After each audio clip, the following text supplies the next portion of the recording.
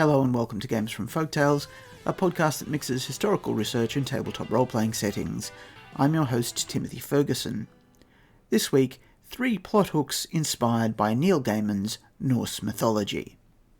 I've just finished the audiobook version of Norse Mythology by Neil Gaiman. It's excellent, and I knew many of the stories already, but his method of telling the story is a joy. As I was listening, 3 tiny elements from his telling struck me as novel plot hooks for Ars Magica. The first is the chains of Fenrir. When Fenrir, the great wolf who will consume the sun and moon, is first bound, he bursts his chains. They are made of a mixture of meteoric iron and terrestrial iron and dark fairy magic. Pieces of these chains are embedded in the sides of mountains throughout the earth. Meteoric iron may have some immunity to hermetic magic. Even if it does not, a giant chunk of shattered chain might have Terram, Rigo, or Perdoviz. Those making chains as magic items might prefer these fetters, but those making items to escape imprisonment might also find it mythically resonant.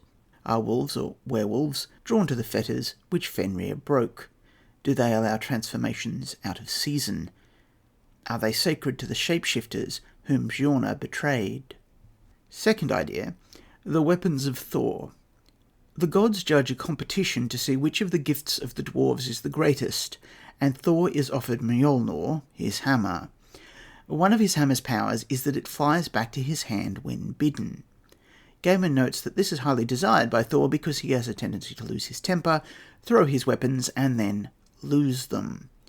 So, this means that Thor has left the weapons of the gods lying around.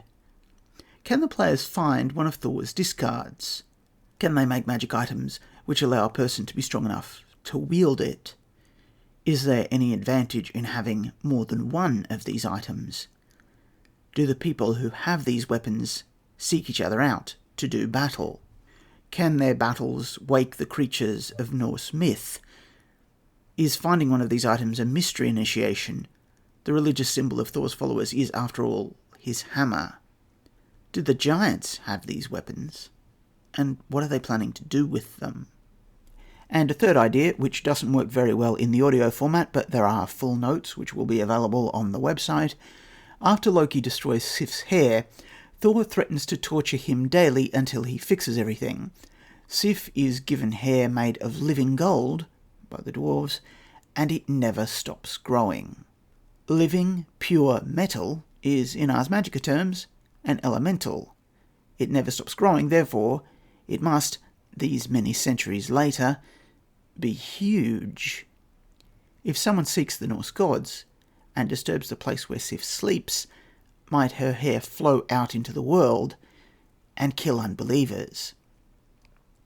Imagine an elemental made out of fine strands of spun gold, a sort of Cthulhunoid horror made of wealth. Would it be suitable as a Covenant Viz source? What happens if some elemental gold gets loose in a treasury? That calls back to the earlier episode about the Great Chinese Gold Sponge. What if all of the gold in Europe comes alive and tries to kill you? What does that do to the balance of power in the Crusades? What does that do to whatever is sucking up all the gold in China? House Tremare has an enormous gold stockpile under one of its most powerful covenants in Transylvania. If that becomes alive, is it a blow to the house? How does Europe respond to money literally trying to murder people? Does this cause people to become religious fanatics and seek the simple life? Does it cause people to become crusaders, imagining it as a symbol of the end times? Does the living gold become infected with the demon Mammon, finally given a shape suitable for his princely status in the infernal realms? Once again, I'd recommend Neil Gaiman's Norse Mythology. Tune in next week for a special 50th episode. It's 58 minutes long. It's Christina Rossetti. It's The Goblin Market.